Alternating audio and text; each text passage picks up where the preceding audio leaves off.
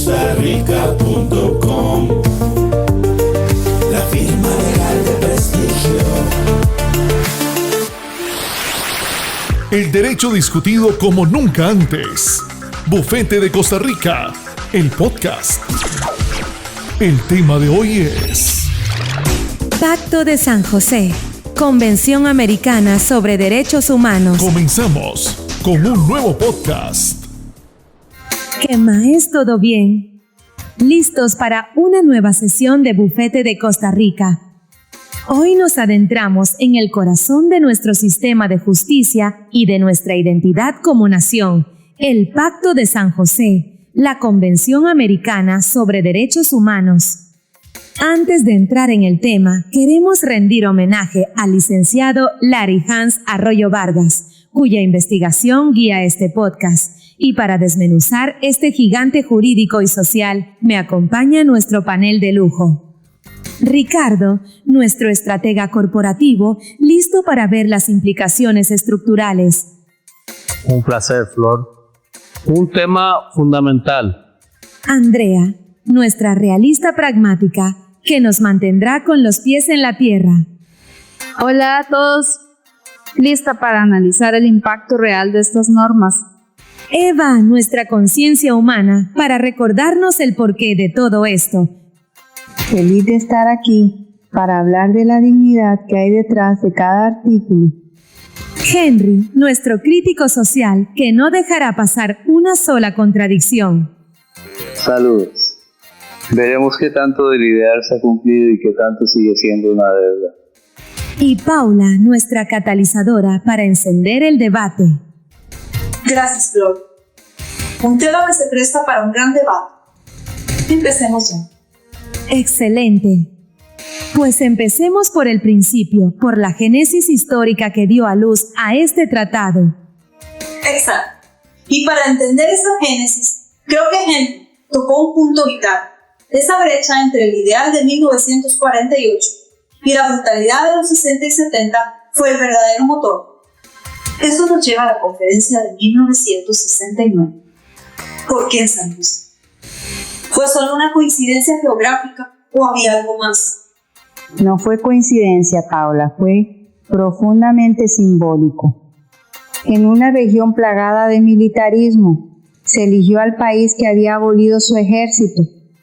Fue una declaración de principios antes siquiera de escribir el primer artículo, era decir, el futuro de América no está en las armas, sino en el derecho y la dignidad humana. Costa Rica representaba esa aspiración, la prueba de que otro camino era posible. Y desde un punto de vista estratégico también fue la elección lógica. Costa Rica era un laboratorio constitucional estable que ofrecía un entorno de civilidad y predictibilidad esencial para negociaciones tan delicadas. Era el escenario de bajo riesgo perfecto para un proyecto de tan alto impacto. No había el ruido político de otras capitales, lo que permitió a las delegaciones concentrarse en la sustancia. Un laboratorio, sí, pero también un escenario convenientemente neutral y, digamos, no amenazante para las grandes potencias. Es fácil hablar de derechos humanos desde una burbuja de estabilidad. No minimizo el mérito de Costa Rica, pero seamos claros, la elección de la sede también fue una decisión geopolítica calculada para evitar las controversias mayores que habían surgido en Bogotá, Buenos Aires o Ciudad de México. Y hablando de controversias, el verdadero campo de batalla no fue la sede, sino el texto mismo. Imaginen la escena, delegaciones de países con sistemas jurídicos totalmente distintos, algunos bajo dictaduras de facto, otros en democracias frágiles. El tema más espinoso fue la creación de la Corte Interamericana. La idea de un tribunal supranacional con poder para condenar a un Estado soberano era anatema para el concepto clásico de soberanía. Muchos lo vieron como una injerencia inaceptable. Exacto, Andrea. La solución fue un compromiso maestro de la diplomacia, hacer opcional el reconocimiento de la competencia de la Corte. Fue la única manera de que el tratado viera la luz. Fue una concesión estratégica. Primero se creaba la estructura del edificio y luego con el tiempo se convencería a los inquilinos de usar todas las habitaciones, incluyendo la sala del tribunal. Sin ese pragmatismo, el proyecto moría en la cuna. Un pragmatismo que a la larga ha servido de excusa para muchos estados que dicen: firmamos la convención pero no aceptamos la corte. Es una forma de lavarse la cara a nivel internacional sin asumir la responsabilidad completa. Es el pecado original del sistema. Nació como una cláusula de escape que todavía hoy genera problemas de cumplimiento. Pero incluso con esos compromisos, lo que lograron fue asombroso. Superaron las desconfianzas para plasmar en un documento vinculante las obligaciones fundamentales de respetar y garantizar los derechos. Pasaron del deberíamos de la declaración al ustedes deben de la convención, y ese salto cualitativo es el verdadero legado de San José. Precisamente, Eva, ese es el punto clave. Lograron el consenso y firmaron el documento. ¿Pero qué es exactamente lo que está dentro de ese pacto? ¿Cuál es esa arquitectura normativa que lo convierte en una herramienta tan transformadora y a la vez tan polémica? Excelente pregunta, Paula. Hablemos de los cimientos de la ingeniería jurídica de la Convención. Ricardo, como estratega, ¿cómo describirías esa arquitectura?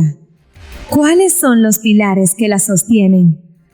La belleza de la Convención está en su lógica estructural. No es solo una lista de derechos. Se basa en 3 pilares.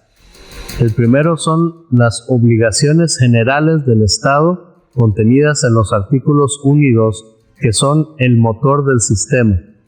El artículo 1 establece un doble deber: respetar una obligación de no hacer, de no violar derechos, y garantizar una obligación de hacer, de crear las condiciones para que esos derechos se puedan ejercer plenamente. Y ahí es donde la cosa se complica en la práctica, Ricardo. Respetar es relativamente fácil de medir. No tortures, no desaparezcas gente. Pero garantizar es un universo de complejidad que implica organizar todo el aparato estatal, policía, jueces, ministerios, presupuesto para prevenir, investigar, sancionar y reparar. Es un mandato de una envergadura colosal para estados con recursos limitados y a menudo con instituciones débiles. Pero esa es precisamente su grandeza, Andrea. Andrea no permite la pasividad estatal y se complementa con el artículo 2. El deber de adecuar el derecho interno. Básicamente, le dice al Estado: no me importa si su constitución o sus leyes dicen otra cosa. Si contradicen la convención, tiene la obligación de cambiarlas. Esto somete al derecho nacional a un estándar superior, el estándar de la dignidad humana. Un estándar que a menudo se queda en el papel.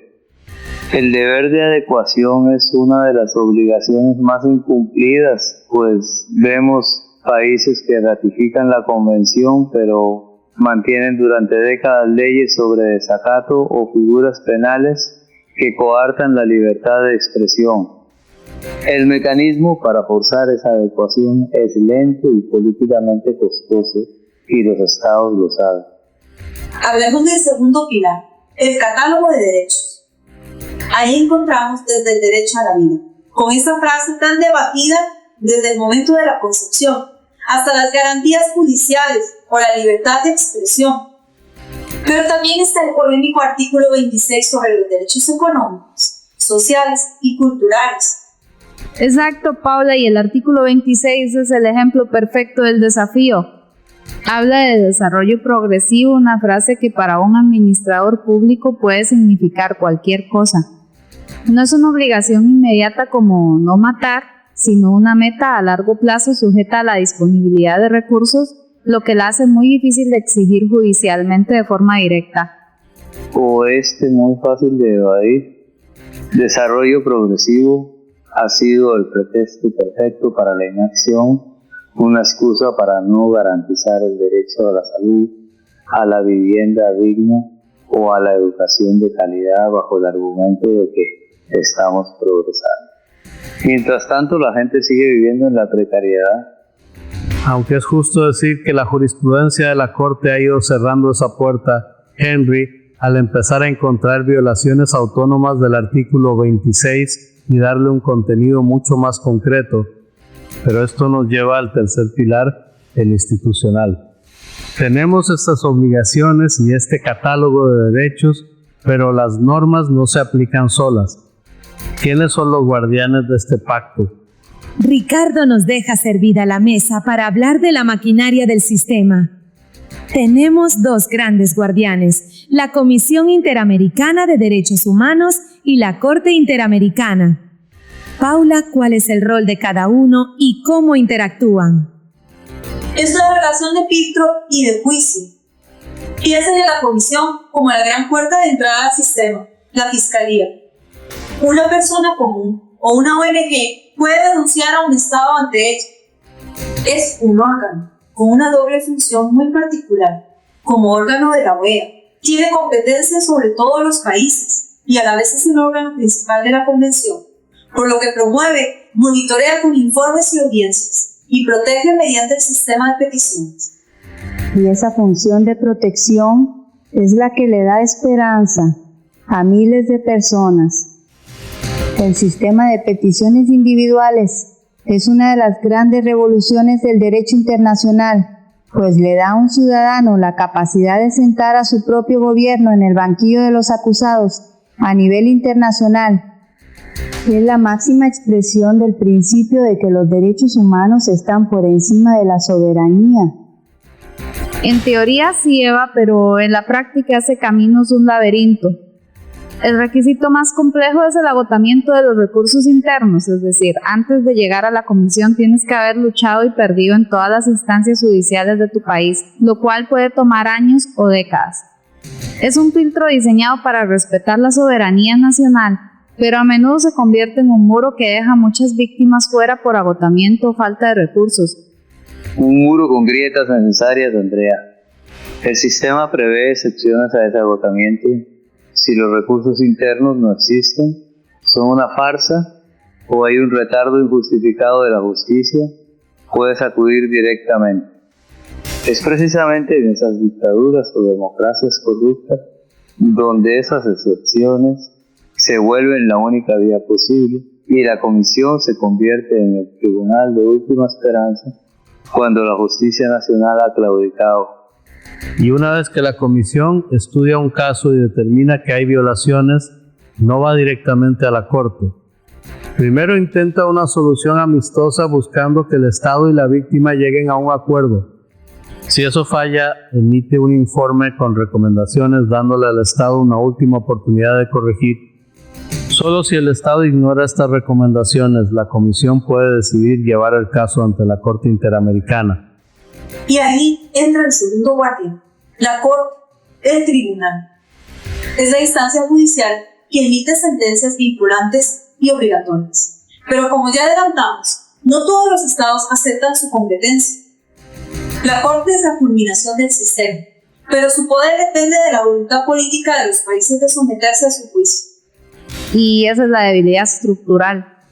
Un Estado puede ser parte de la convención, ser investigado por la comisión, pero si no ha reconocido la competencia contenciosa de la Corte, el proceso termina en recomendaciones que, seamos honestos, a menudo terminan guardadas en un cajón.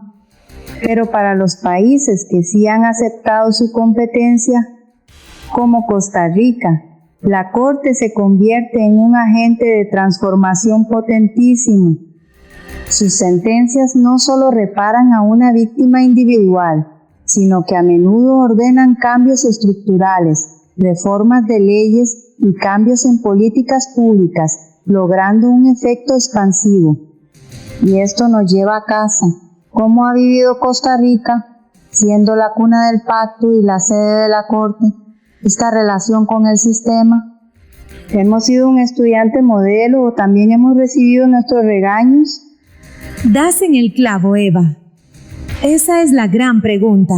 ¿Cómo se vive con el Tribunal Supremo de los Derechos Humanos en el patio trasero?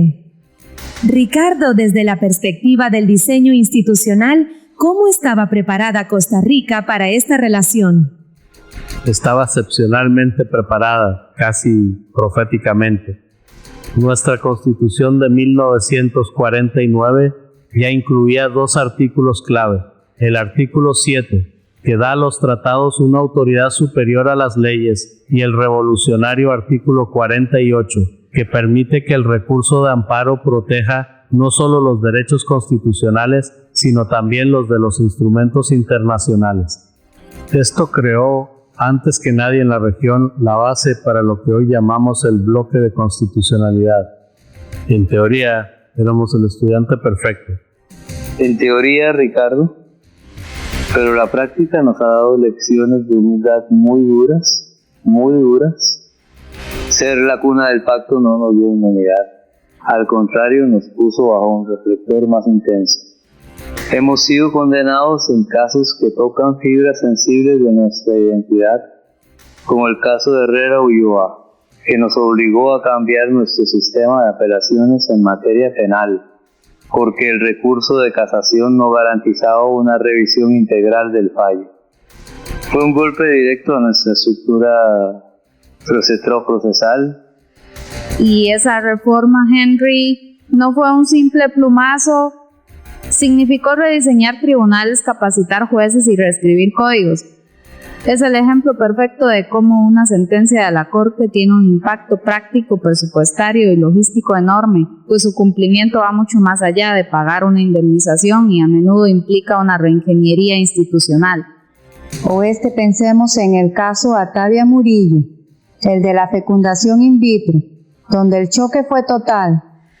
Nuestra propia Sala Constitucional prohibió la técnica basándose en una interpretación absolutista del derecho a la vida, y tuvo que venir la Corte Interamericana a decirnos que esa prohibición era desproporcionada y violaba el derecho a la vida privada y a formar una familia. Fue un debate que partió al país en dos y expuso una tensión profunda entre ciertas visiones religiosas y los derechos humanos, por lo que la sentencia de la Corte no fue un regaño, sino un acto de justicia para cientos de familias. Es una paradoja fascinante. Tenemos un marco constitucional de avanzada que integra los derechos humanos, pero al mismo tiempo hemos necesitado la intervención de la Corte para corregir decisiones de nuestro más alto tribunal y para modernizar nuestras leyes. Demuestra que ser sede y promotor del sistema no te exime de ser su sujeto y a veces su alumno corregido. Exactamente, Paula. Y esa es quizás la mayor lección. La relación no es de sumisión, sino de un diálogo a veces tenso. Los casos contra Costa Rica, aunque nos confronten con nuestras falencias, demuestran la madurez del sistema y la disposición del país a someterse a ese escrutinio. Al final, el control de convencionalidad no es una imposición externa, sino la internalización de un estándar que nosotros mismos ayudamos a crear y nos comprometimos a seguir. ¡Qué debate tan increíble! Ricardo, con esa reflexión creo que cerramos el círculo perfectamente. Hemos recorrido un camino fascinante hoy, desde la génesis histórica del Pacto de San José, entendiendo cómo surgió de las cenizas de la guerra y las dictaduras como un faro de esperanza. Analizamos su robusta arquitectura normativa, con sus pilares de obligaciones estatales, desmenuzamos el rol de sus guardianes, la Comisión y la Corte, y finalmente aterrizamos en casa, viendo el impacto transformador que la Convención ha tenido en Costa Rica, un país moldeado y a veces corregido por ella. Eva, una última reflexión para cerrar. Solo que recordemos siempre que detrás de cada artículo y cada sentencia hay un rostro, una historia y una vida. El Pacto de San José no es solo papel, es la promesa viva de que nunca más la dignidad humana estará a merced del poder. No se vayan, porque justo ahora escucharemos la opinión en vivo del licenciado Arroyo. Y con ustedes, la opinión del licenciado Arroyo.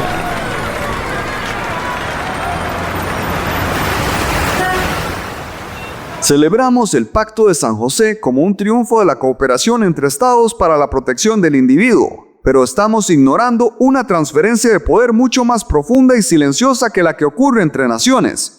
El poder real ya no reside exclusivamente en los gobiernos signatarios de estos tratados. Reside en los algoritmos de corporaciones tecnológicas transnacionales que dictan qué vemos, qué pensamos y, en última instancia, cómo actuamos. Estos nuevos soberanos digitales no han firmado ningún pacto, y sus decisiones afectan nuestra libertad de expresión y privacidad más directamente que cualquier decreto gubernamental. El debido proceso legal, pilar del pacto, ¿qué significa cuando un algoritmo de justicia predictiva puede determinar la probabilidad de reincidencia de una persona basándose en datos sesgados? Estamos delegando decisiones fundamentales sobre la libertad y la dignidad humanas a sistemas opacos, sin rostro y sin jurisdicción territorial.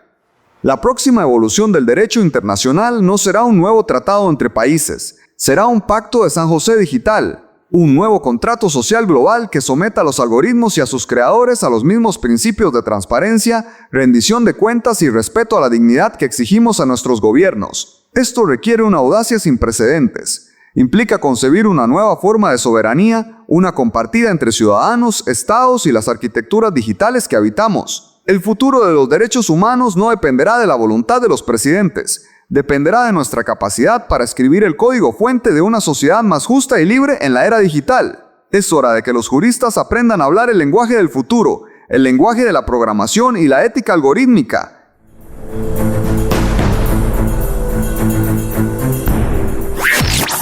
Esto ha sido todo por hoy. Hasta la próxima emisión de Bufete de Costa Rica. Bufete de Costa Rica, el podcast. Visítenos en www.bufetedecostarrica.com.